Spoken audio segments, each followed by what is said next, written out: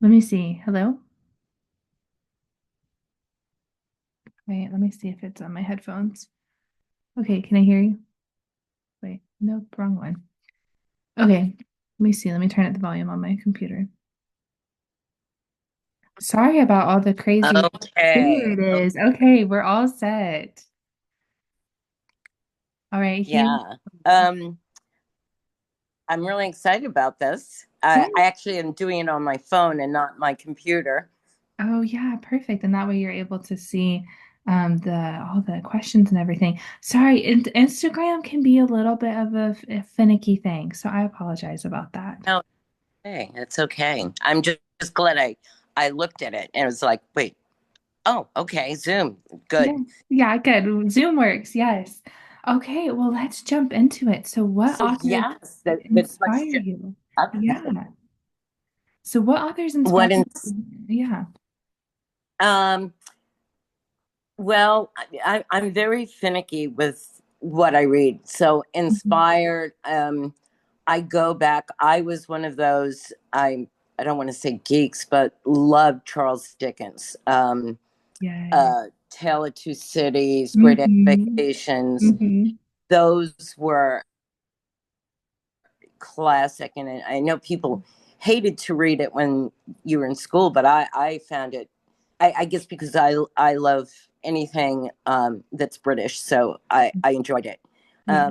And one book that I used to have a book club, and then when and I used to host it all the time, and when I started writing, I just said to the ladies, "You can still come to my house, Mm-hmm. but I cannot read somebody else's work." I felt that it would interfere with my storyline, and I never wanted to um, write with another storyline in my head. And it's the same thing with watching TV. Mm-hmm. Um, Now that the football season's over, I would put NFL Network on and be like, okay, Mm-hmm. that's not going to interrupt my Yeah. thought process. Yeah. But one book, and I'm not going to say it, and it was a good book. You know, the Crawdaddy saying, I thought that was a great book, It's a good book. but Yeah.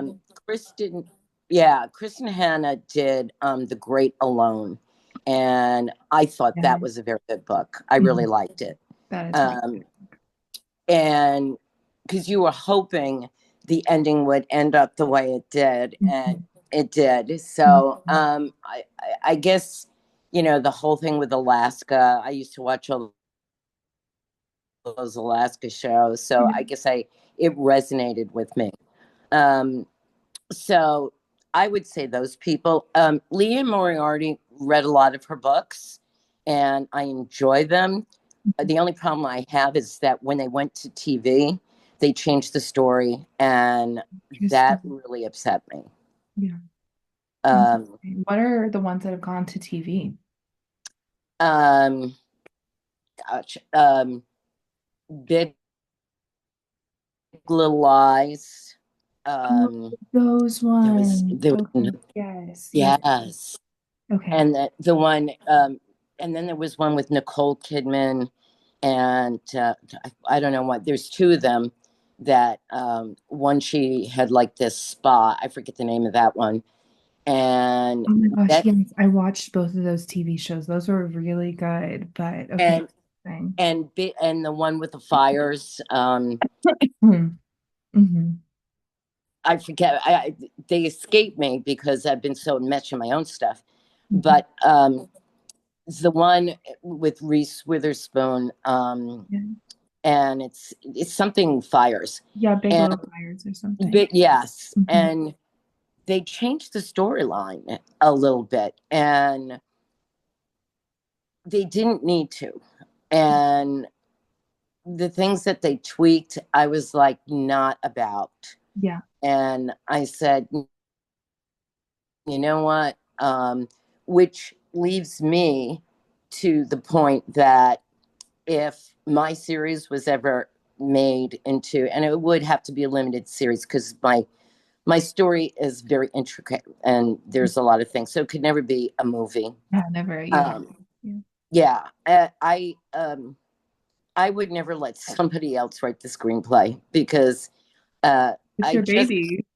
it's my baby, but the way it's set up, um, you don't need to dabble and change a character to make them something that it wasn't, because I've had the story for 20 years in my head, and there were certain characters who were certain things. And so I wouldn't want somebody to change it, really. And that's the thing with self-publishing, is that I own everything and Mm-hmm. I don't have to give it away. And Mm-hmm. and that's it's the great thing about self-publishing, is that you own it.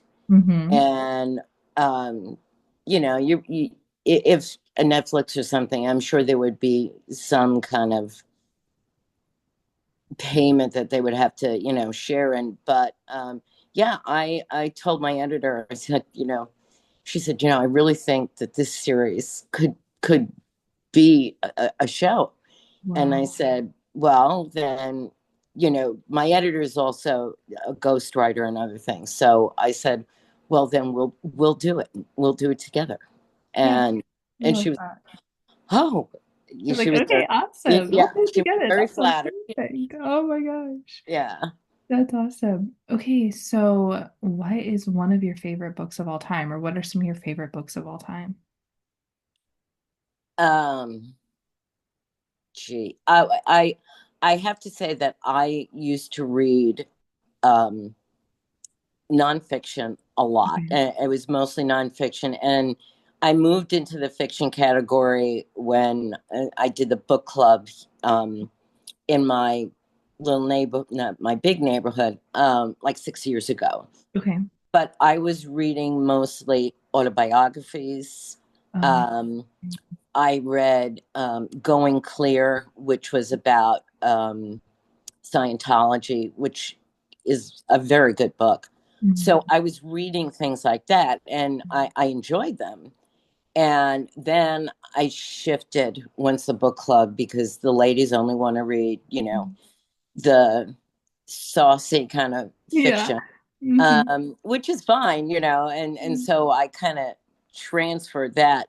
But Going Clear was a great book, and Pete Townsend of The Who wrote an autobiography, and it was very good. And which is ironic, because he goes into talking about the music industry, which is what my books have. It is a romance, but it's set in this music world. So it kind of like, yeah. And Cyndi Lauper also had a great autobiography. And I don't know if you're familiar with I my daughters and I used to love the show Ab Fab, Absolutely Fabulous. And I've heard of that. um yeah, and the two main women, they both had autobiographies, which was good, which is great, because they talk about, there's always lean years before you make it. And Mhm. believe me, I'm feeling a little bit of that. But and then once you make it, it's how do you deal with the fame? So I those are my favorite books. Mhm. Anything historical, Oh yeah. I would read. So those are my favorite books to read back in the day. And now I will probably be taking a 10-year hiatus from um reading other people's books, because I have this story, which I said was 6 books, and my publishing consultant hit me up today and said, let's start getting book 3 out, which we know book 3 has, it's written, book 4 is written, book 5 is written. And I know that, you start, as an author, you start looking at your word count, and my word count is like off the charts. And I Mhm. said, oh, there might actually be a book 7 for me to tell the story that I know where I'm going with.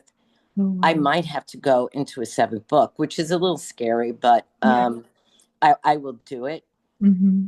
So, um, yeah, it's just I don't want anything interfering. It's a story I had in my head for 20 years, and I have three other totally separate stories Oh, wow. um, that have been in my head. And so it's like, I'm going to write the next one, and then that probably will be a one off. And the next book is going to be very intriguing, and that would probably be a series.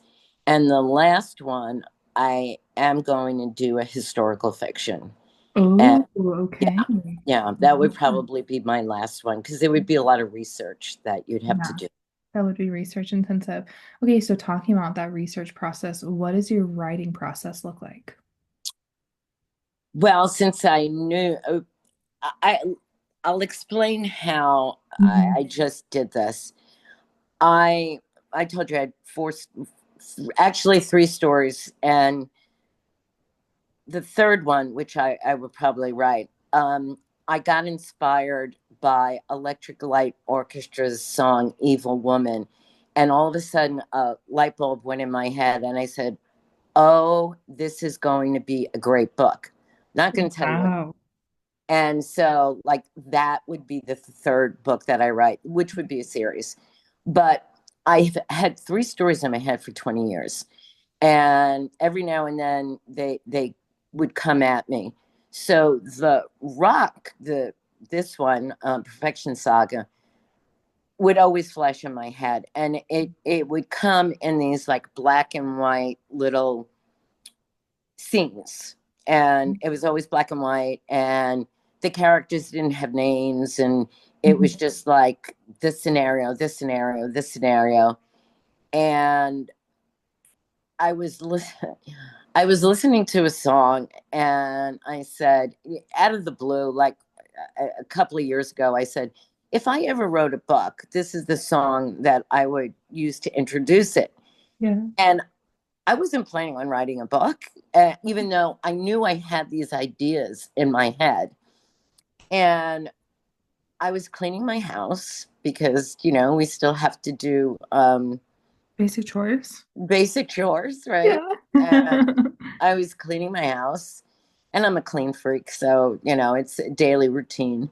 Hmm. And the story started to come at me in color, and the characters started having names, and I was like, okay. And then I went, and it really happened like this, and it sounds really cliche. I went into the shower, I turned the shower on, and the story just ran through me, and I said, oh no, I have to write it now. Mhm. And I took out my janky old laptop and I started writing it, Oh my God. and I knew exactly where I was going. The names of the characters, just it was like click, click, click, click, click. And so for me, my writing process is I knew where the story was going always. Mhm. And I've added a little bit of, since there are other characters, I Mhm. started to create their arc, right? Their Uh-huh. storyline. And but it just comes very organically to me. And like I know where I think this series is going to end. Oh wow, you already know the ending. Yeah, and I know like Gosh. this is going to happen, and the last books are going to have a lot of chaos, and this is going to happen, and this is going to happen, and this is going to happen. And I stopped writing what I call book five, but I have 190,000 words.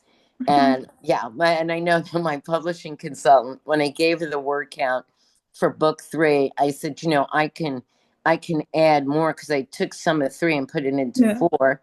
And she yeah, said, no, no, no, your word count is fine.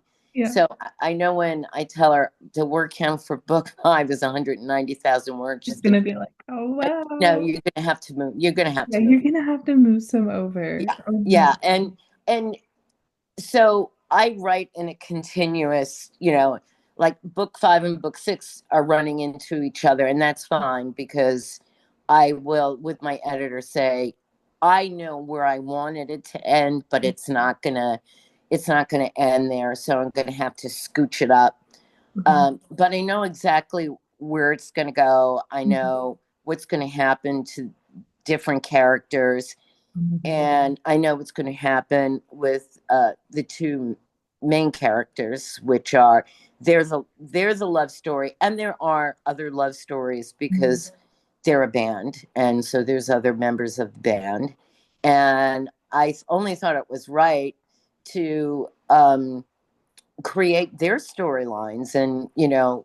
what I touch on it a little bit in book 1 and book 2, and then in book 3 and 4 I go into their storylines because it's only fair. It's you want to interest readers, and I do have two antagonists that go through into book 5. Mhm.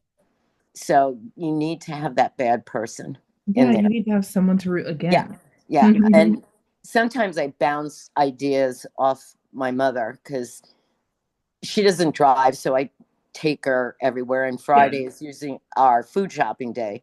Oh my God. And I'll say, so in book 5, I'm thinking You're doing this. of doing this. And she's like, oh, why are you gonna do that? Why are you gonna do that? And I said, because it can't be all wonderful. And you have Yeah. to have Yeah. angst in there. Otherwise, it's not an interesting read. Yeah. That's so funny. I love that. That's so sweet. Okay, so we've talked a lot about it. What is the name of your novel slash novels? Um, okay, well, it wasn't the name that I originally thought the book Yeah. was going to be, because when I wrote book 1 and I gave to my publishing consultant and editor, they said, you have 2 books here. Okay. And I said, okay, 2 books. And my original title was Life Doesn't Always Mean Perfection. Mm. Perfection is the name of the band. And so my publishing consultant said, it sounds like a self-help book. And I was like, A okay. little bit. And I agreed with Hmm. her. And so it took the minds of myself, my publishing consultant, my editor, and the woman who does all my artwork. And she does my website. So the 4 of us we're bouncing ideas. And so I said, well, if it's a series, we're going to name it the Perfection Saga because Hmm. it's the saga of the band. Yeah. So that I was kind of firm on. Hmm. And then we started playing with ideas. And my editor said, how about, and we wanted it to have a short title. Yeah. So, Something easy, quick. yeah. So she said, how about playing hard for the Ooh, first one? I And then love. the second one, we named Playing High because I go into, what bands go through. Yeah. Um, and especially at the time frame that I grabbed, which was the late 70s into 80s, which it was very much a part of the music world. And so Playing High, and then my editor said, continue the story, write book 3, write book 4, write. So I said, okay, I can do that. And book 3 is going to be called Playing Rough, Okay. and the fourth one is Playing Dirty.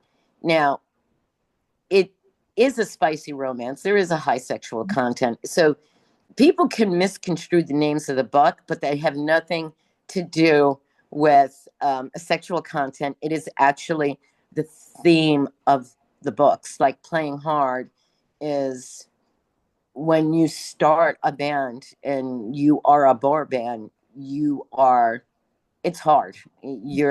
It's to grind, and to get a record contract at that time was very hard. Yeah. So that's why we called it Playing Hard. And obviously Playing High is exactly, you know, I bring that in, um, because it was real. It really happened.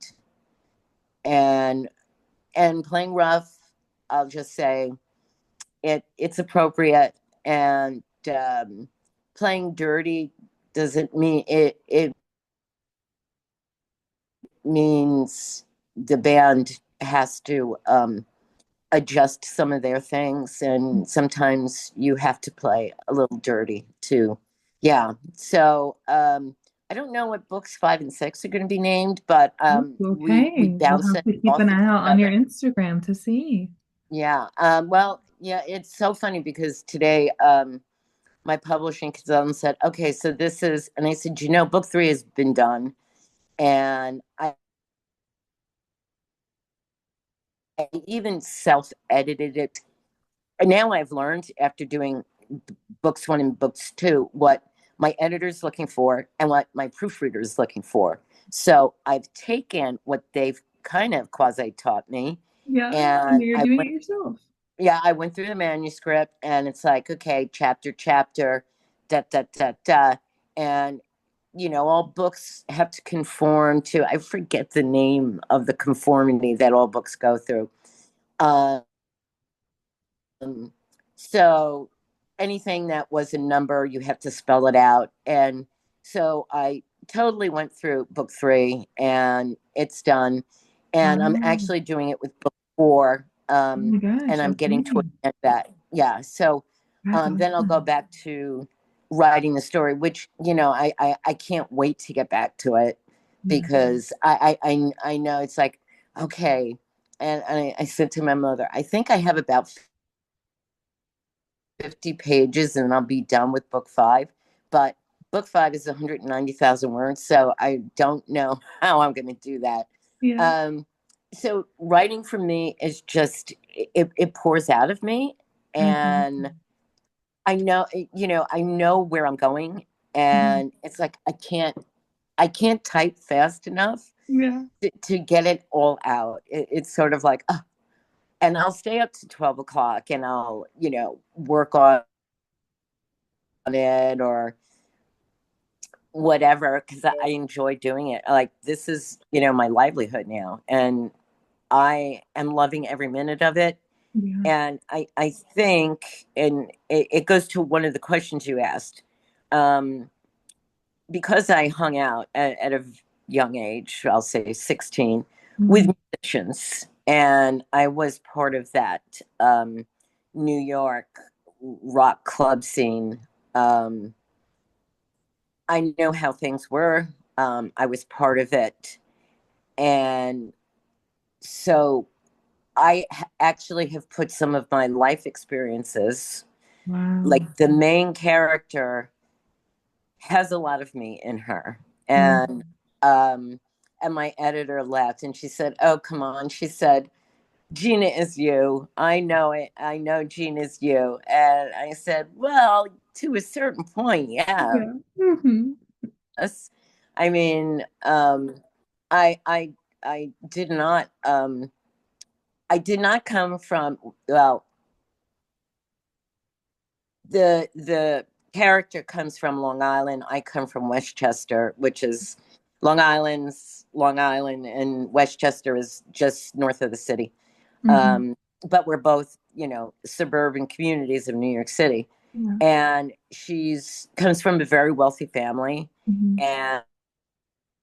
and her father is in construction. They're very Italian, and her mother's very religious. And um, her father also has another kind of business, which is not, yeah. And I won't go and say it because I did actually come from a family like that. And I knew, like, at 4 or 5 years old, that I said, okay, it, We don't there's say it out something, loud. yeah, Yeah. there's something different, and you just don't ever talk about it. um but as I got older, my father said, if anybody, gives you the business, you tell me and I'll take care of them. And actually, it did happen with a boyfriend who was sort of abusive, and my Oh, father did take care of him. Um, no. so you just know it, and Mhm. you never talk about it. And so I put that in the book, Mhm. but she um, she falls madly in love with another musician, and so that did not happen in my life. That did not happen. That didn't happen to me. Yeah, it would have been nice, but she does sing, and hanging out with these group of people, I did. I want to sing in a band? Yes. Did I think I was good enough? I don't know. Did I think I was pretty enough? No, I thought I was just so average. And all those people with Facebook, as my daughters tell me, well, your generation is the one who used Facebook. We don't use Facebook. Um, but so I connected with all these people, and, I would talk and I'd say, well, you know, yeah, I wish I would have made better decisions, and people I dated, and they're like, you were so hot back in the day. And I was like, really? I was. I said, why didn't anybody tell me? I said, I would have elevated my dating pool and they said, yes. And one guy said, I always thought I was going to marry you. And I said, what? You wouldn't give up your girlfriend to go out with me, because I said, you have a girlfriend, and the only reason I'm not interested is that I'm like not number two, I'm number one. Yeah. And so when all this came back at me, I was like, wow, I didn't know that I had it. So um, that kept me from singing. And then when I was going to college, I told my parents I want to go to acting. Mhm. And they said, yeah, no, we're not sending you to school for that. You're crazy. Yeah. Um, and so I went for business administration. And so when you're in that rock scene, here I am taking like business courses, and um, getting my first job in Manhattan. And I still had a foot in the music world. But I worked for, back in the day, there was the big eight accounting firms, and now I think there's only Yeah. four. Yeah, the big four. And I worked for an accounting firm, and I had a great job. And people who say that accountants are boring never hung out with my friends, because we would go to the Irish bars and drink till like 2 o'clock in the morning Oh and my show God. up for work the next day.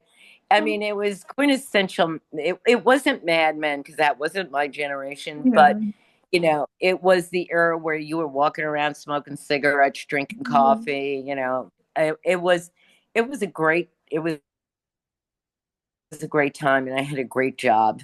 And so eventually I transitioned right to what people would call a sellout. I sold out. But you also have to make a living, and you have to, start your life. Yeah. And some of my musician friends, some of them did have to transition, but a lot of them didn't. And when you're paid by these bars, they don't take out Social Mm-mm. Security. They don't take out And anything. so Yeah. we're a lot of these, yeah. So now they're all of that age, Hmm. and they don't have Social Security benefits because they never paid into it. And, it's kind of sad. Right. Um, some transition into real jobs, so they were lucky. But yeah, that's the downside of the music thing. So yeah, I was a little bit of a sellout, I admit. Um, and I ended up marrying the quintessential boring accountant. I don't know how it happened. Um, he was asking me out for 5 years, and I was always dating somebody else. And I, I we had a bet, because I'm a New York Giant fan and he's a Dallas Cowboy fan. And I said, "No, the Giants are going to beat them," and did not happen. And so I said I would take him out for lunch, and I don't know how it transpired. And like 3 months into dating, he took a job and moved to Hawaii. Mhm. And I was like, okay, well, and he kept coming back for a couple of months. And the abusive boyfriend was stalking me this whole time. And Mhm. so he said to me, why don't you come and move to Hawaii?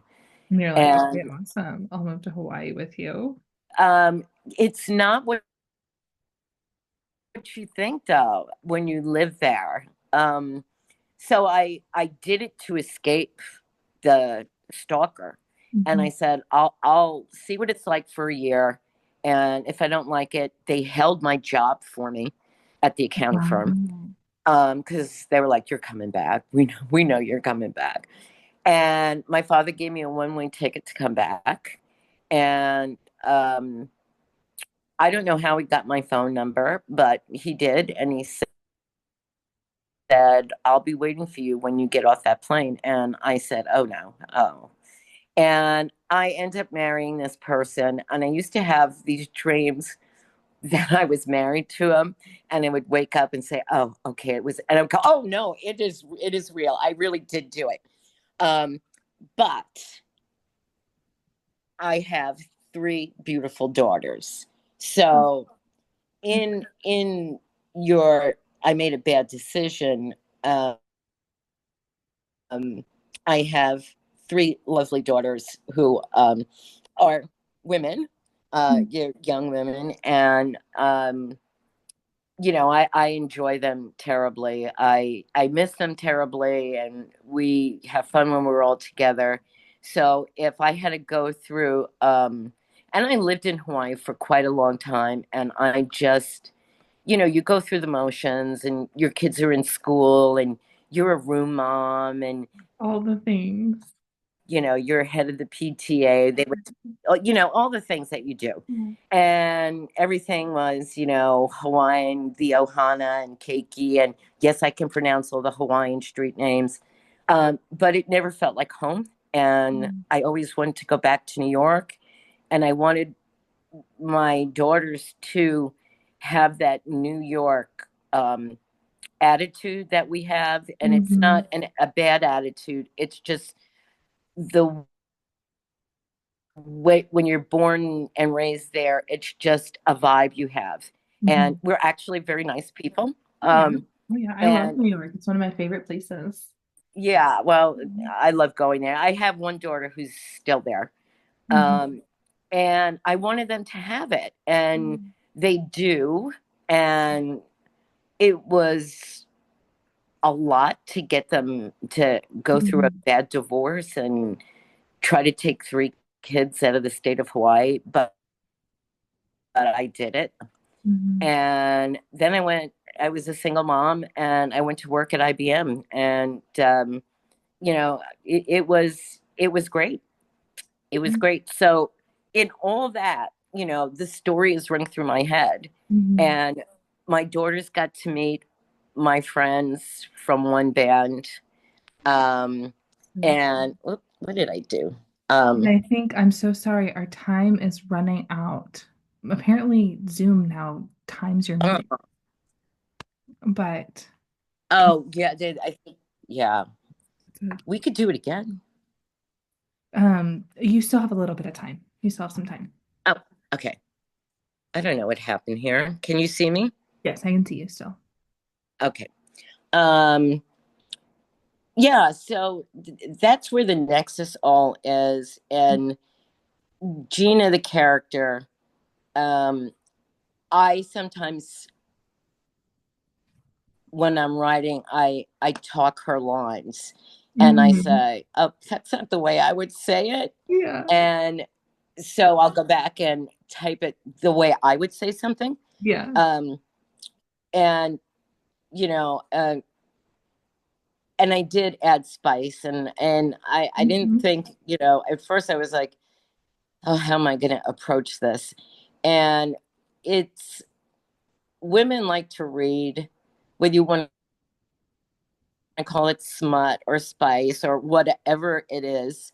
I Yeah. know from my book club, the ladies want to read it. And Um, so I approach it the way. we as women want to read it. It when I say graphic, there's no I, I'm telling you what's going on, Mhm. but I do it in the way that we want to read it. Mhm. Not filthy, not dirty, Yeah. not erotica, but the way we women want to read it. So whether you fantasize about it or you get into the characters and what they're doing, whatever, however you want to approach it. Um, that was the weird part for when my daughter started reading the book. I was like, oh, and they're like, Mom, what's going on in your head? Like, Like, well, you wrote this? yeah, exactly. It's Funny. like, Oh my God. what is she thinking of? Like, why is Oh she my God. Um, so yeah, so that was a little bit of um awkward? get over that hump. Yeah. But the books, when I go back and read it, I have to tell you, Summer, and I of course I'm prejudiced, but when I go back, like I'm self-editing book four and I'm reading it and I'm like, did I really write this? Because Oh, sorry. I just want to get one. So, one last question. Where can we yeah, buy your books? yeah. Amazon.